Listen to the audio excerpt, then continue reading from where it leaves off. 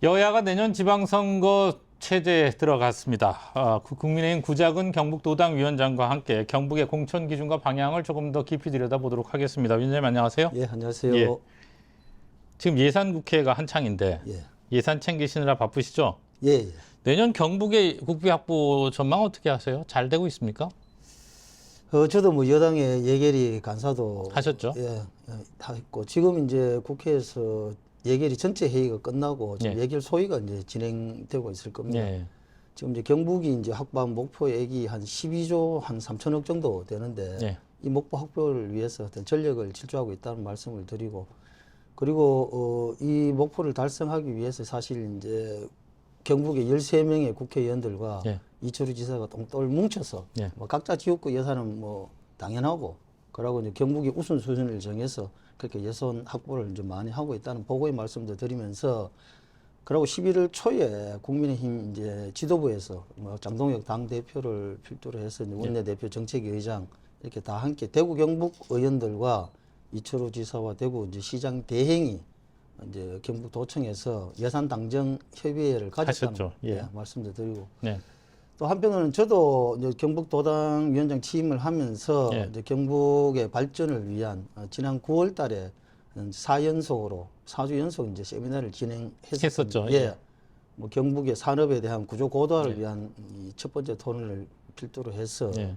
그리고 이제 그 지역에 이제 이 대구공항 특별 신공항 등 예. SOC 사업들 확보를 위해서 또 두 번째 토론을 하고 뭐 저출산 극복을 위한 세 번째 토론, 네 번째 이제 에이펙이 끝났습니다만은 그 포스트 에이펙, 예. 에이펙으로 인해서 우리 대구 경북이 또 경북이 어떻게 그 부분을 문화와 관광과 연관시켜서 경북을 발전시킬 수 있을까 그런 포스트 에이펙 관련 부분에서 이제 토론회도 진행했었습니다만은 우리 도민들께서 아시다시피 이제 이 경북이라는 곳이 우리 박정희 대통령께서 산업의 중심에 오늘의 대한민국이 있게 해주신 그 중심에 경북이 있습니다. 그래서 이번 예산 확보에서도 그런 중심을 놓치지 않고 우뚝 설 수 있도록 저희들 이 경북의 의원들과 또 우리 선출직들 단체장들과 함께 최선의 노력을 다하도록 그렇게 하겠습니다. 경북의 핵심 쟁점은 토론회를 통해서 다 짚으셨네요. 그런데 이제 제가 궁금한 건 네. 지난번에 예결위 간사하실 땐 여당이셨죠? 예. 지금 야당이잖아요. 예. 많이 어렵습니까? 뭐 그런 부분들이 뭐 우려스러운 부분들이 있었습니다. 예. 야당이 되고 이제 공수가 교대되어서 예. 뭐 그런 부분들 현실적인 부분들이 있는데 뭐 무난히 잘 극복해 가리라 생각합니다. 예.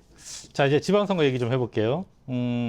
국민의힘 입장에서 보면 이제 정권 교체 이거 첫 예. 선거고, 뭐 민주당 입장에서도 마찬가지죠. 당내 분위기는 어떻습니까? 지방선거 앞두고. 뭐 정당이라는 게 늘 뭐 예. 왁작지껄하고 뭐 예. 다양한 의견들이 있습니다. 뭐 그럼에도 불구하고 지방선거를 앞두고 또 긴장감도 팽배하고 네. 또 한 목소리를 내자는 그런 목소리가 좀 주류를 이루고 있고 또 한편으로는 더 이상 내려갈 데가 어디 있노 뭐 이런 형국을 해서 장동혁 대표 중심으로 해서 이제 예. 전열을 가다듬고 있다는 말씀을 드리고 지난 몇 번의 선거에서 저희들 실질적으로 좀 뭐 패배하기도 했었습니다. 졌죠. 예, 저기도 했고 예. 또 비대위 체제로 가면서 예. 전국에 지금 이제 당협위원장이 빈 곳이 좀 있습니다. 예, 예. 뭐 그런 부분들을 이제 조직강화특별위원회를 통해서 채워가는 이 절차를 진행하고 있고 또 거기 이제 경쟁이 많은 부분들은 공개 오디션 등을 통해서 이제 그렇게 절차를 진행하고 있고 저희들 아까 좀 전에 뭐 방송 나가는데 제가 말씀드렸다시피 지금 이제 현역 단체장들에 대한 평가 체계를 마련했기 때문에 우리가 지난 3년 전의 선거에서는 이제 대통령 선거하고 지방 선거가 같이 가면서 저희들이 단체장을 많이 배출을 했었습니다. 예. 그래서 이제 이번에 그걸 이어가기 위해서 이제 지방 선거에서는 처음으로 단체장 평가 체계를 마련했기 때문에 그런 혁신적인 방안들도 마련하고 있다. 뭐 그렇게 말씀드리겠습니다. 내부적으로는 위기감이 큽니까? 자신감, 해볼만 하다가 더 큽니까? 위기감 플러스 자신감. 정확한 의문현답이신데요. 자, 여야 모두 이제 말씀하신 대로 내년 지방선거를 바라보는 시선이 그야말로 비장합니다. 예. 지금 또 여야 관계가 워낙 극한 대치 상황이고요. 그렇죠. 선거가 아마 중요하기 때문일 거예요. 그렇습니다. 예. 이번 지방선거 성격 어떻게 규정하세요? 자, 이게 이제 제가 보통 뭐 지방선거는 이제 지방에 우리 이 시민들 주민들하고 예. 밀접한 조례를 제정한다든지 그렇죠. 뭐 생활 인프라를 개선을 네. 통해서 또 주민들의 생활과 직접 관계되는 그런 뭐 이렇게 일을 하는 일꾼들을 뽑는 그렇죠. 성격이 강합니다. 예. 근데 이제 마침 그 내년 예. 6월 3일이 이재명 대통령 6월 4일 날 취임했는데 딱 1년이죠. 딱 1년 전에서 예, 예. 열리는 선거입니다. 네, 그러다 네. 보니까 뭐 양당 공이 예. 뭐 의도치 않게 그런 이재명 정부의 1년을 대한 이 국민들의 평가와 네. 또 중간 점검 성격의 그런 선거가 되지 않을까 그렇게 보여집니다. 네. 지금 요 뭐 며칠 상간에 저희들 당에서 지금 이제 계속 아침마다 지금 이제 법원부터 해가 법무부부터 해가 검찰부터 해가 다녀오고 지금 계시죠? 예. 뭐 하고 계속 국민들에게 그 목소리를 전하고 있습니다. 규탄 대회 하고 계시죠? 예, 예. 지금 뭐 검사들이 항소 포기한 이런 부분들 네. 대장동 수익 7,800억이라고 이야기하는데 그게 이제 뭐 대장동 주민들이나 성남 시민들 또 크게는 우리 국민들한테 돌아가야 될 그런 범죄 수익들이 뭐 그런 그들에게 돌아가고 있는 그런 형태이기 때문에 네. 이런 부분들을 뭐 더 나아가면 이제 뭐 이 관세 부분도 있습니다만은 뭐 그런 부분들을 우리 도민들께서 엄중하게 잘 판단해 주시리라 그렇게 생각합니다. 실질적으로 지금 이제 민주당에서 뭐 이 지방 활성화 이러면서 현금 뿌리기에 치중하고 있는데 지금 저희들 지금 내년도 되면 한 국가 채무가 한 1,400조 시대를 돌입을 하게 됩니다. 그게 실질적으로 우리 이 새로 태어나는 우리 아기들이 1인당 한 2,800만 원 정도의 빚을 안고 태어나는 형국인데 결국 이 부분은 저희 세대가 갚는 게 아니고 미래 세대 지금 청소년들 미래 세대가 부담해야 되는 빚으로 돌아가기 때문에 이런 부분들 국민들께서 도민들께서 뭐 잘 판단해 주시라 그렇게 생각합니다. 제가 위원장님께 이 성격을 묻는 이유 중에 하나가 사실은 위원장님은 풀뿌리 민주주의의 모든 단계를 밟았다. 산증이라고 해도 되잖아요. 그런데 이게 참 지역의 일꾼을 뽑는 성격이 아니고 여야 이렇게 대결 구도 속에서 치러지게 되면 그것도 걱정 아닙니까? 근데 이제 현장에서는 이제 이 주민들께서 큰 틀에서는 예. 뭐 저희들 당대 당으로 가는 입장에서는 어떤 큰 틀의 구도 속으로 갈 수밖에 없을 것 같고 기초자치단체나 이런 부분은 예. 그간 생활에서 밀접한 바닥에서 밀접한 관계를 유지하기 때문에 그런 부분들이 또 플러스 되는 부분도 있고 각자 개인 역량도 많이 발휘될 거라 그래 보여집니다. 알겠습니다. 자, 이제 6개월 남았는데 공천 얘기 좀 해볼게요. 출마 예정자 입장에서는 시간이 짧습니다. 예, 예. 지금 도당에서는 광역단체장, 광역위원, 기초인 이렇게 공천하잖아요. 예. 기본적으로 어떤 기준으로 사람을 뽑습니까? 뭐 말씀하신 대로 예. 6개월이 어떻게 보면 뭐 길다면 길고 예. 또 짧다면 짧을 수도 있는데 뭐 저희들로서는 이기는 공천을 해야 되는 그렇죠. 게 뭐 당연할 것 예. 같고 근데 보통 이제 우리가 TK 지역이 역대 선거를 하다 보면 뭐 강세 지역이다 보니까 예, 예. 뭐 공천이 곧 당선이다 그렇게 이런 뭐 이야기들이 말씀들이 예.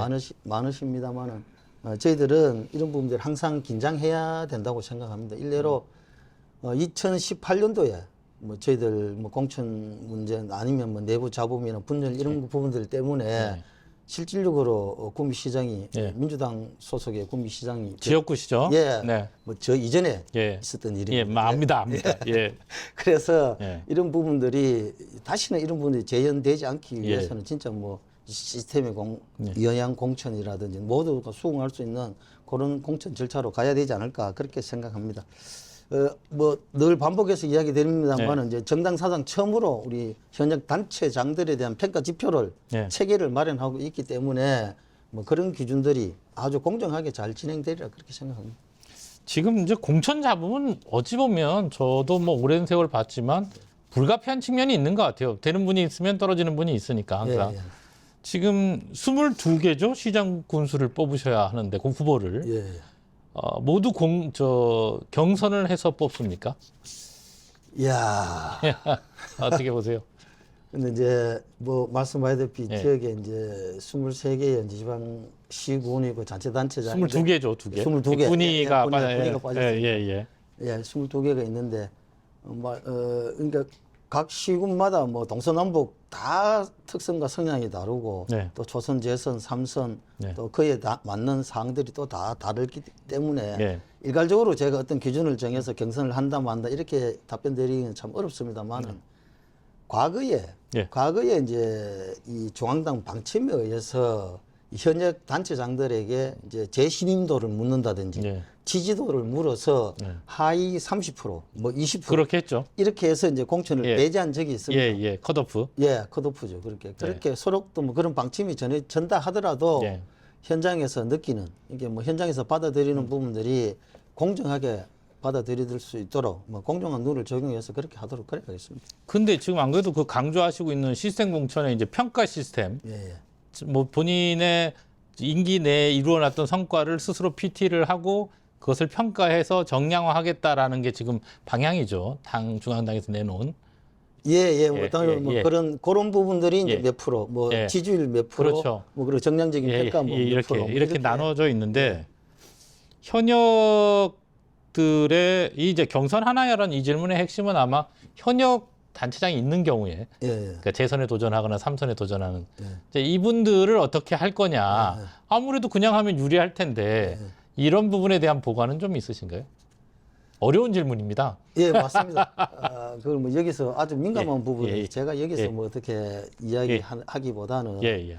당연하게 이제 중앙당 뭐 기본적으로는 당헌 당규에 그 뭐 절차가 명시되어 있을 거고 예. 저희들도 뭐 이렇게 체계적으로 뭐 돼가 있는 부분들은 있습니다. 근데 여기에 이제 다만 더 할지 예. 어떤 방금 질문 주신 대로 뭐 더 어떻게 개량화할지는 예.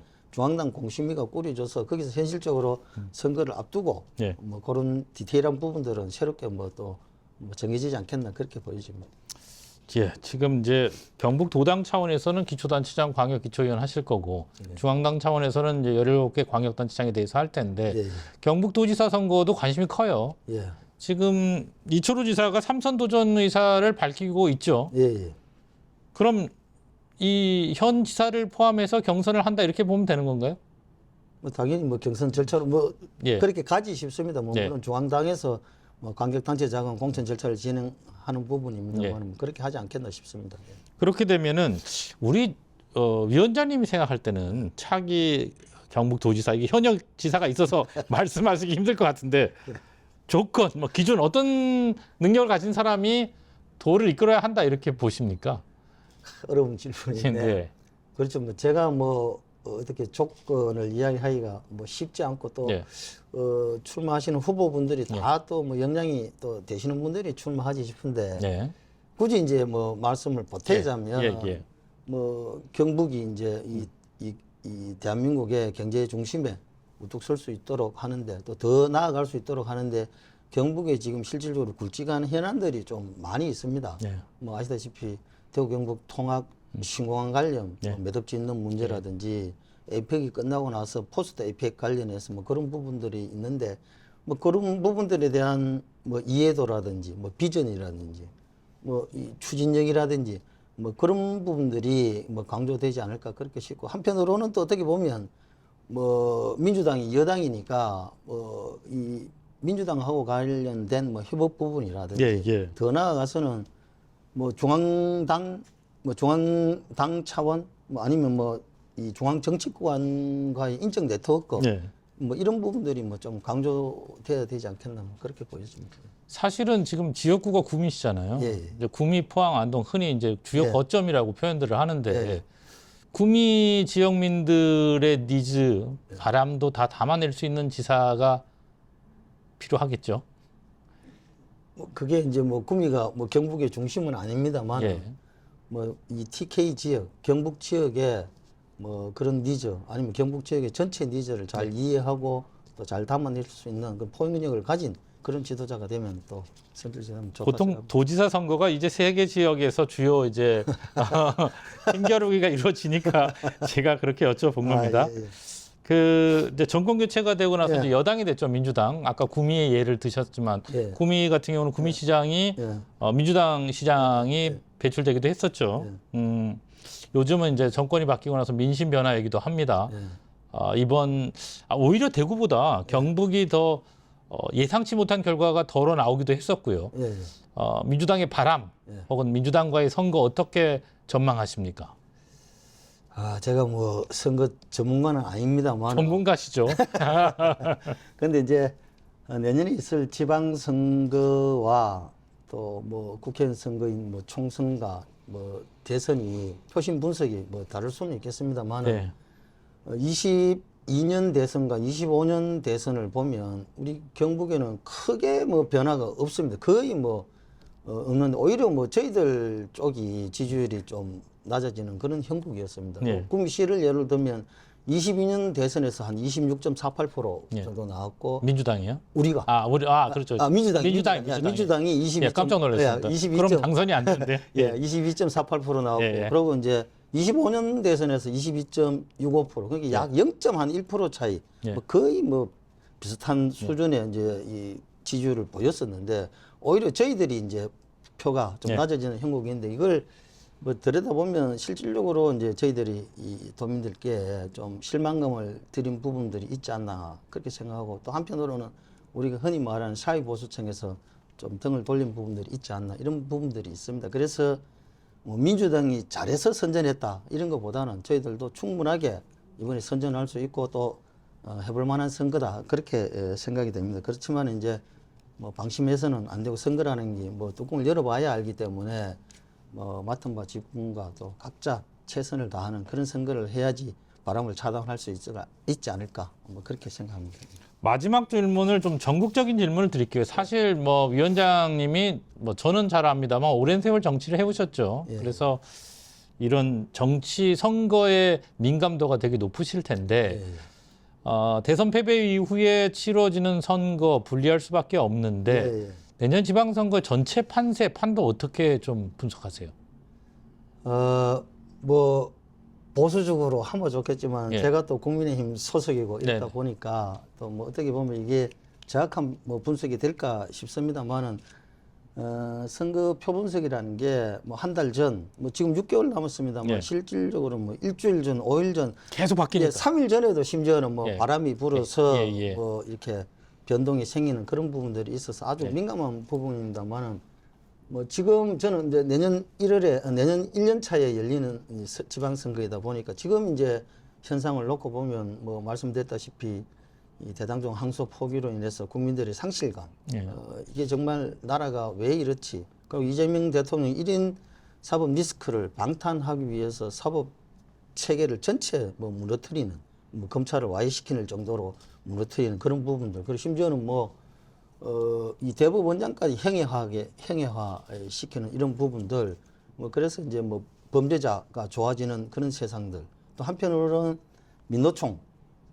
뭐 우리는 뭐 불법 파업 조정법이라고 이야기합니다만 노란봉투법이라든지 뭐 더 센 쌍법이라든지 이런 부분들이 통과됨으로 해서 기업들이 국내에서 기업을 하기 굉장히 어려운 형국들 뭐 그런 형국들을 몰아가고 있는 이런 부분들 심지어는 뭐 2세, 3세들이 가업을 이어받지 않으려는 뭐 그런 어려움들 결국엔 그게 일자리 창출이 없어지고 결국은 지역이 쇠퇴하게 되는 그런 어려운 부분들이 그리고 지금 이제 중소기업들이나 자영업자들, 소상공인들이 현장에서 매우 어려움을 겪고 있는 이런 부분들이 민생을 좀 챙기라는 그런 요구들이 또 그런 현실들이 많은 이 표심에 또 엄중하게 판단을 내려주시지 않을까 싶습니다만은 그렇다라고 치더라도 저희들도 뭐 이렇게 반성해야 될 부분들이나 또 우리 도민들이나 우리 국민들께 실망시키던 이런 부분들은 분골 쇄신해서 잘 해 나가야 되겠고 또 모든 후보들 또 저희들 정당 정치를 하고 있는 저희들 입장에서는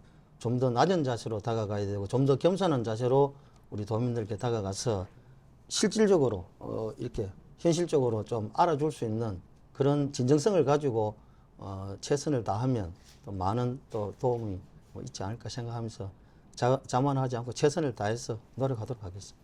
경북 도당위원장님께 객관적 판세를 여쭤본 제가 한심한 거죠? 네, 알겠습니다. 오랜만에 나와주셔서 고맙습니다. 오늘 여기까지 듣겠습니다. 예, 고맙습니다. 예, 감사합니다.